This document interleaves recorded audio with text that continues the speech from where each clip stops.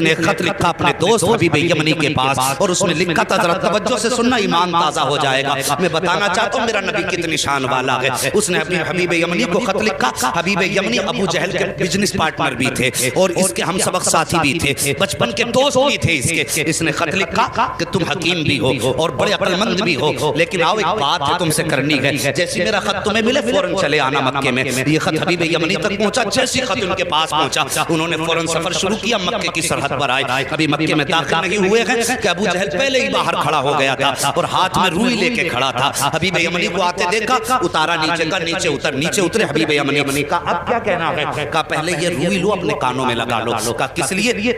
کہا کہ محمد کی آواز تمہارے کانوں تک نہ پہنچ جائے۔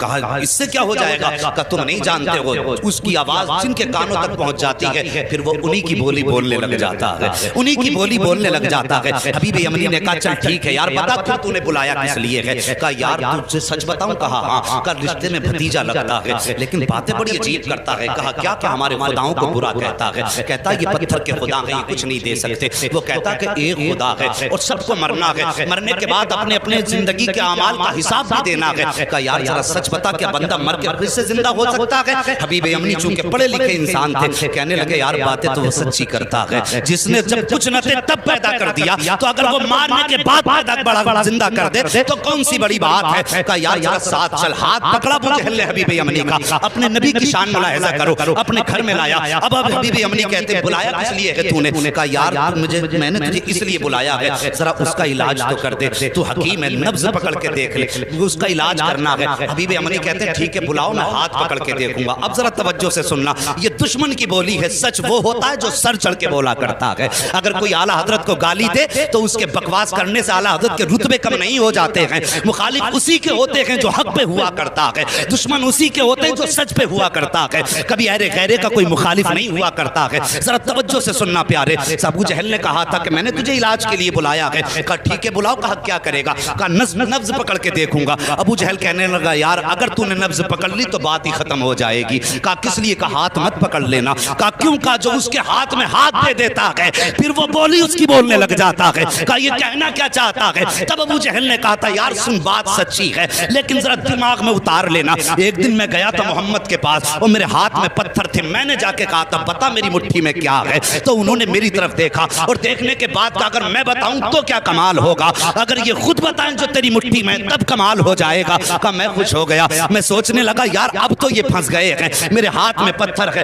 اور پتھر بولا نہیں کرتے ہیں۔ کہا یہ سوچ کے میں نے کہا ٹھیک ہے انہی سے کہلوا دو۔ میرے نبی نے فرمایا کنکریو، اگر میرے نبی نے فرمایا جو تیری مٹھی میں ہے اگر میں بتاؤں گا تو کوئی کہے گا کسی نے بتا دیا ہوگا، آخر اس مٹھی میں رہنے والی چیز سے پوچھ کے ہم کون ہیں۔ جیسی اس نے کہا بہت خوش ہوا، کان کے قریب مٹھی لگائی، جیسی کان کے قریب لگائی تو پتھر کہہ رہے تھے لا الہ الا اللہ محمد الرسول اللہ۔ ابو جہل کہنے لگا او یار یہ ہاتھ کا کمال ہے، ہاتھ مت پکڑ لینا، اگر اس کا ہاتھ پکڑ لو تو بات ہی ختم ہو جاتی ہے، ہاتھ یہاں پکڑتا ہے رب کی رحمت پہ جا کے چھوڑ دیتا۔ اللہ اکبر۔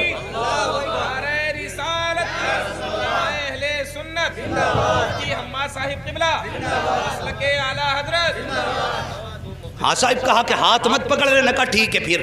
کہا پھر اگر ہاتھ نہیں پکڑنا تو کم سے کم اس کی آنکھوں میں جھانک کے دیکھوں گا، آنکھوں کے ذریعے بھی بیماری کا پتہ چلتا ہے۔ یہ ڈاکٹر لوگ بیٹھے ہوئے ان سے پوچھئے آنکھوں کے ذریعے بیماری کا پتہ چلتا ہے، اور یہ علماء اکرام ہے بڑے بڑے علماء، ان سے پوچھئے کہ جادو اور آسیب کا پتہ بھی آنکھ سے چل جاتا ہے۔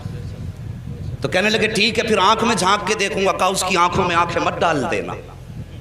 کہا کس لیے؟ کہا اگر آنکھ سے آنکھ ٹکرا گئی تو کام ہی ختم ہو جاتا۔ یہ دشمن کہہ رہا کہ آنکھ میں آنکھ مت ڈال دینا۔ کہا پھر؟ کہا اگر آنکھ سے آنکھ ٹکرا گئی تو قصہ ہی ختم۔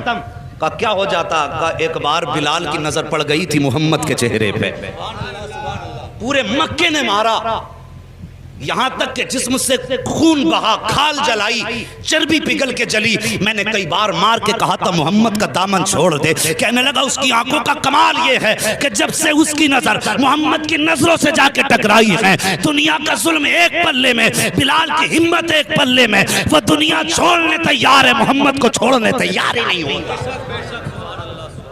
بس آنکھیں بھی مت دیکھ لینا۔ تو کہا یار پھر بلایا کس لیے ہے؟ ہاتھ بھی نہیں پکڑنا ہے، آنکھ میں بھی نہیں دیکھنا ہے، بلایا کیوں ہے؟ کہ پھر ایسا کر خوشبو سے پتہ لگائیں گے۔ کہا تو پھر ٹھیک ہے، تو کام ہی نپٹا دے گا۔ کہا پھر؟ کہا خوشبو سے سونگ کے بتاؤں گا کیا ہے۔ کہنے لگا اس کی خوشبو کی سونگنے کی ضرورت کیا ہے؟ پورا مکہ گواہ ہے، جس گلی سے گزر جاتا ہے 8 دن تک گلیاں مہکتی رہتی ہیں۔ بولو یار ذرا سبحان اللہ۔ جی اگر تھک کے بھوکے بیٹھیں تو میں قربان بھائی سے کہوں گا انہیں پہلے کھانا بانٹ لیں، اگر تھک کے نہیں بیٹھے تو محبت سے بولیں ذرا یا رسول اللہ۔ اللہ سلامت رکھے، اللہ آج کی گرمی تیرے محبوب کے ذکر کے لیے برداشت کی ہے، مالک قیامت میں محبوب کی زلفوں کا سایہ عطا فرما دینا۔ بس توجہ کرے، اگر تیرے میرے یار کی باتیں ہوں، اپنے محبوب کے تذکرے ہوں تو محبوب کا دل ٹھنڈا ہوتا ہے۔ ہم نے رب کے محبوب کا ذکر چھیڑا گیا، یقیناً خدا راضی ہو جائے گا۔ بس توجہ کریں۔ کہنے لگا خوشبو سونگنے کی ضرورت کیا ہے؟ جن گلی سے گزر جاتے ہیں 8 دن تک گلیاں مہکا کرتی ہیں۔ کہا کوئی ثبوت ہے؟ کہا ہاں۔ کہا کیا؟ کہا گزار کے دیکھ لو اور آنے بھی دو، قدم رکھنے سے پہلے خوشبو گھر میں آ جائے گی۔ ایک دن میرے نبی نے نا اپنی زوجہ حضرت خدیجۃ الکبریٰ سے کہا تھا، خدیجہ 25 سال ہو گئے میرے ساتھ، 25 سال میرے ساتھ ہو گئے تمہیں، لیکن کبھی محمد کو دروازہ بچانے کی ضرورت نہیں پڑی۔ سارے بولو صلی اللہ علیہ وسلم۔ کبھی دروازہ بجانے کی ضرورت نہیں پڑی۔ بتاؤ میرے آنے سے پہلے ہی جیسے قدم دروازے پہ آتا ہے تم دروازہ کھول دیتی ہو، کیسے پتہ لگاتی ہو؟ تو کہتی ہیں حضور آپ اپنے دروازے سے پہلے والے چوراہے پہ ہوتے ہیں کہ آپ وہاں ہوتے ہیں، خوشبو آپ سے پہلے گھر کے اندر آ جایا کرتی ہے۔ امام احمد بن حنبل کے پاس ایک بزرگ آیا کہ کہنے لگے حضرت مجھے بیٹی کو رخصت کرنا ہے، بیٹی کو رخصت کرنا ہے۔ کہا پھر؟ کہا میری بیٹی پیدا ہوئی، مجھے بڑی خوشی ہوئی، میں نے منت مانگ لی تھی کہ اپنی بیٹی کو دنیا کی ساری چیز جہیز میں دینی ہے۔ حضور میں اس وقت امیر تھا لیکن اب بڑا غریب ہو گیا ہوں، میری یہ نظر پوری کیسے ہوگی؟ آپ نے فرمایا جا قرآن بیٹی کو جہیز میں دے دے، دنیا کی ساری دولت چلی جائے گی۔ حضور کی بارگاہ میں بزرگ آئے، عمر رسیدہ تھے، کہنے لگے حضور میں بیٹی کو رخصت کرنا چاہتا ہوں، حضور کوئی تحفہ آپ کی طرف سے ہو جائے۔ میرے نبی نے فرمایا جاؤ بیری کی لکڑی توڑ کے لاؤ۔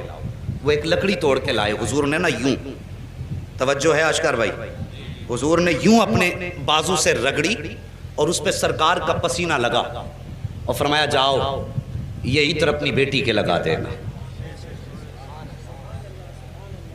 کیا فرمایا؟ جاؤ یہ پسینہ میرا اپنی بیٹی کے لگا دینا۔ مورخین نے لکھا ہے لے کر کے گئے وہ پسینہ سرکار کا بیٹی کے لگایا، جب داماد آئے گھر کے اندر تو وہی پسینہ داماد کے لگایا۔ اللہ اکبر۔ مورخین اور محدثین فرماتے ہیں کہ ان میں تو خوشبو آتی رہی جب تک جیے، لیکن ان کی 7 پشتوں تک مصطفیٰ جان رحمت کی خوشبو آتی رہی تھی۔ اور امام قسطلانی جو سرکار کے 900 سال کے بعد پیدا ہوئے، آپ فرماتے ہیں جب میں اس گلی سے گزرا جس گلی میں وہ نسل آباد تھی جس پر مصطفیٰ کا پسینہ لگا تھا، امام قسطلانی فرماتے ہیں 900 سال گزر گئے، 900 سال کے بعد ایک بچہ میرے سامنے سے گزرا، جب میرے آگے سے گزرا اس کے بدن سے مدینے والے محمد کی خوشبو آ رہی۔ کہنے لگا سونگ مت لینا ورنہ 7 پشتوں تک مہکتا رہے گا۔ کہا جی پھر تو ہو گیا کام۔ حبیب یمنی نے اٹھایا اپنا سامان اور چل دیے۔ بھائی کدھر جا رہے ہو؟ کہا علاج کا تو طریقہ ہی نہیں بچا، ہاتھ میں نہیں دیکھ سکتا، آنکھ میں نہیں جھانک سکتا، خوشبو میں نہیں سونگ سکتا، تو بتا پھر علاج کیسے کروں گا؟ بھائی راضی ہو جا، غصہ نہ ہو، ٹھنڈے دماغ سے ذرا کام لے، بیٹھنا ہم انتظام کر لیں گے۔ کہا پھر؟ کہا ملاقات کر لے۔ کہا ٹھیک ہے ملاقات کر لیتے ہیں۔ جگہ کا تعین، کدھر جانا؟ کہا ان کے ہاں تو نہیں جائیں گے، انہیں اپنے گھر بلا لیتے۔ توجہ کرنا، کیا کہا؟ انہیں اپنے، ذرا سارے کہہ دو، اپنے گھر بلا لیں گے، اپنے۔ کاش اللہ اس آمد کے صدقے میں آج بھی مصطفیٰ کی آمد ہو جائے، واللہ وہ سن لیں گے، فریاد کو پہنچیں گے، اتنا بھی تو ہو کوئی جو آ کرے دل سے۔ کہا گھر بلا لیتے۔ المختصر یہ فیصلہ ہو گیا، سرکار کی بارگاہ تک خبر پہنچی، اسلام کا ابتدائی دور ہے۔ کہا حضور آپ کو فلاں جگہ پہ آنا پڑے گا۔ ابو جہل جس کا لقب ہے، مشہور ہے دنیا میں لفظ ابو جہل سے، کیونکہ میرے نبی نے ایک بار ابو جہل کہہ دیا تھا، آج تک پوری دنیا ابو جہل کہہ رہی ہے، اور حضور نے ایک بار کہہ دیا تھا تمہارا نام ابو ہریرہ ہے، پوری دنیا اصل نام بھولے بیٹھی ہے۔ حضور جو کہہ دیں وہی پتھر کی لکیر ہے۔ توجہ کیجئے۔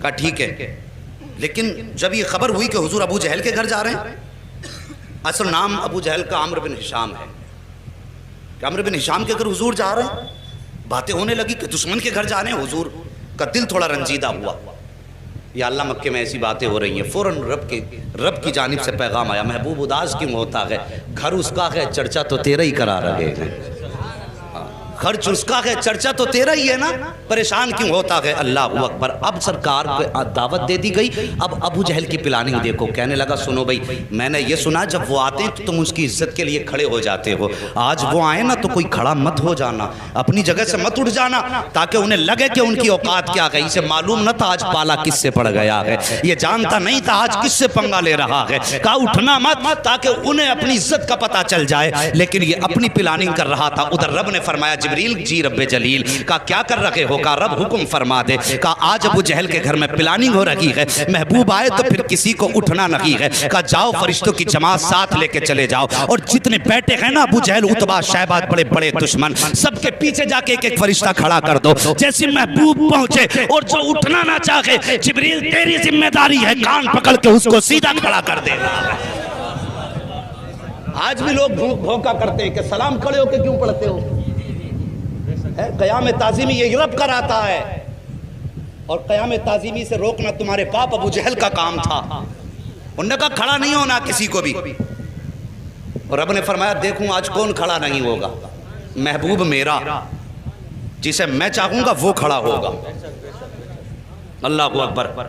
جب جب نبی کو دشمنوں نے گھیرا ہے تب تب مدد کے لیے جبریل آئے ہیں، اس پہ کئی ساری روایتیں ہیں لیکن وقت کم ہے، میں اس کو بھی بتا کے چلتا، لیکن بس نبی کی شان سن لو، بات کر دی اس نے کہ کوئی اٹھ کے کھڑا مت ہونا، اللہ اکبر۔ ادھر میرے نبی ساتھ میں چند صحابہ ہیں، اسلام کا ابتدائی دور ہے، ابو جہل کی محفل میں بیٹھے ہوئے ہیں لوگ جماعت در جماعت، اس کے اپنے چاہنے والے بڑے بڑے کافر مکے کے بیٹھے تھے، اور یہ چاہتے تھے نبی کو ذلیل کریں معاذ اللہ، ان کی گردن جھکائیں، لیکن انہیں معلوم نہ تھا فانوس بن کے جس کی حفاظت ہوا کرے وہ شمع کیا بجھے جسے روشن خدا کرے، اللہ اکبر۔ وہ کیسے شرمندہ کر سکتے تھے جس کو کائنات کو جس کے قدموں سے عزت ملی ہو، اس کو کیسے ذلیل کیا جا سکتا ہے، میرے حضور نے قدم رکھا، ابو جہل نے عتبہ کے کونی ماری، عتبہ نے شیبہ کے کونی ماری، ایک دوسرے کے کونی مار کے کہنے لگے آ گئے اٹھ کے کھڑے مت ہو جانا، لیکن جیسی آئے نا حضور نے بھی دروازے پہ قدم رکھا تھا، پہلا قدم حضور نے اندر رکھا، ابو جہل نے سب کو دیکھا اٹھنا نہیں، جیسی کہا نا اٹھنا نہیں، ابو جہل کے پیچھے جبریل امین کھڑے تھے،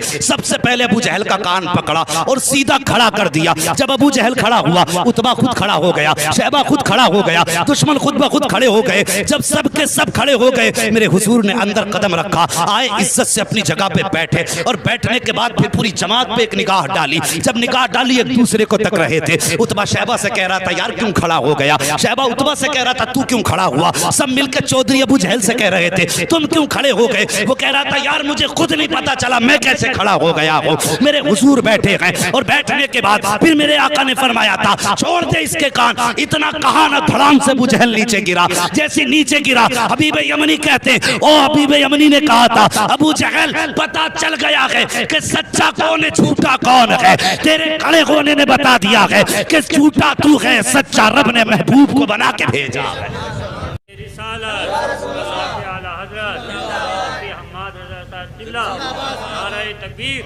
بس توجہ کیجئے پیارے، اللہ سلامت رکھے سب کی نسلوں کو، جتنے بھی مسلک اہل سنت والے ہیں، بس توجہ کیجئے۔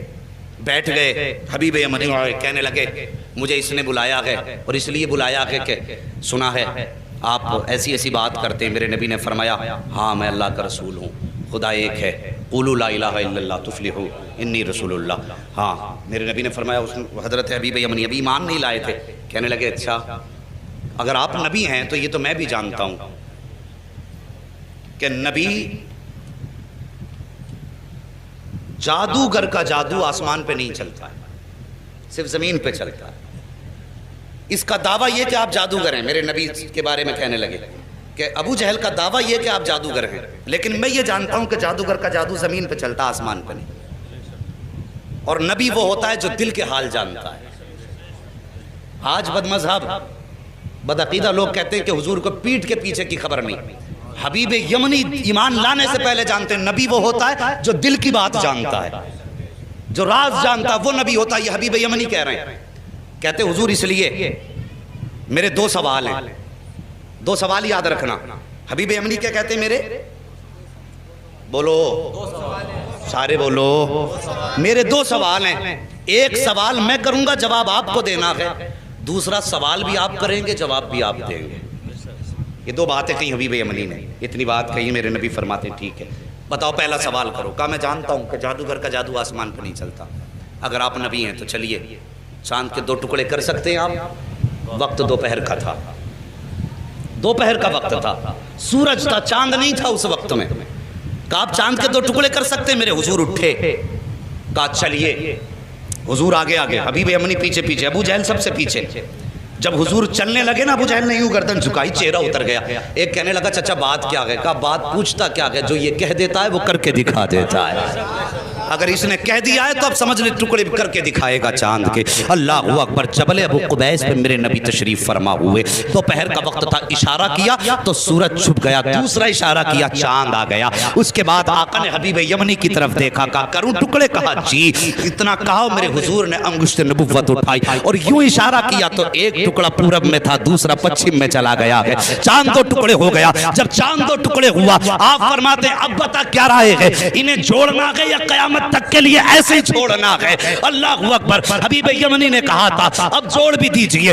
یوں میرے نبی نے اشارہ کیا, چاند جڑ گیا. اب اس کے بعد حبیب یمنی کہتے حضور میں تو مان گیا ہوں آپ اللہ کے نبی ہیں, لیکن اب اس کی تسلی کے لیے اب آپ میرے دوسرے سوال کا جواب دیں. میرے نبی فرماتے سن, یمن میں تیری ایک بیٹی ہے جو مفلوج ہے, جس کی آنکھوں سے بھی نظر نہیں آتا ہے, کانوں سے سنائی نہیں دیتا ہے, زبان سے گونگی ہے, ہاتھ پیر سے اپاہج ہے, اور تو یہ چاہتا ہے اللہ اس کو شفا عطا فرما دے. اتنا سننا تھا, قدموں پہ گرے حبیب یمنی مصطفیٰ کے, کہتے آقا دیر نہ کیجئے, ہاتھ بڑھائیے, کلمہ پڑھائیے. میں مان گیا ہوں, پہچان گیا ہوں یہ جھوٹے ہیں آپ سچے ہیں. میرے نبی نے کلمہ پڑھایا. حبیب یمنی جب رخصت ہونے لگے, حضور فرماتے ہیں جا, ہم نے تیری بیٹی کو بھی شفا عطا فرما دی ہے. اب توجہ کیجئے, یمن کا مدینے سے فاصلہ دیکھیے اور یہ دوریاں دیکھیے. آقا فرماتے ہیں اللہ نے تیری بیٹی کو میرے ذریعے شفا دے دی ہے. حبیب یمنی دروازے پہ آئے ہیں, دروازہ کھٹکھٹایا, اندر سے آواز آئی, اس بیٹی کی آواز جو بول نہیں سکتی تھی. کہتی بابا ٹھہریے ابھی آ رہی ہوں.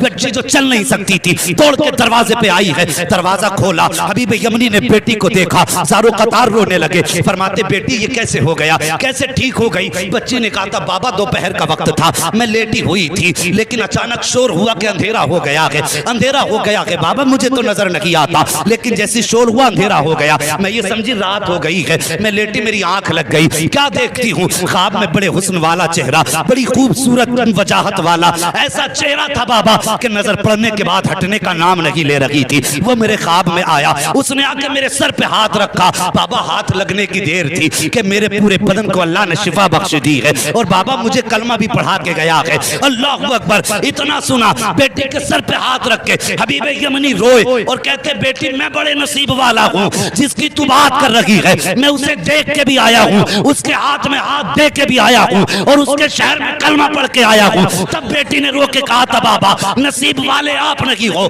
بلکہ آپ سے زیادہ نصیب والی میں ہوں. کہا بیٹی کس لیے؟ کہا آپ جا کے اس کے شہر میں گئے ہو, تب کلمہ پڑھا ہے. میں کتنے نصیب والی ہوں کہ وہ میرے گھر آ کے مجھے کلمہ پڑھا کے گیا.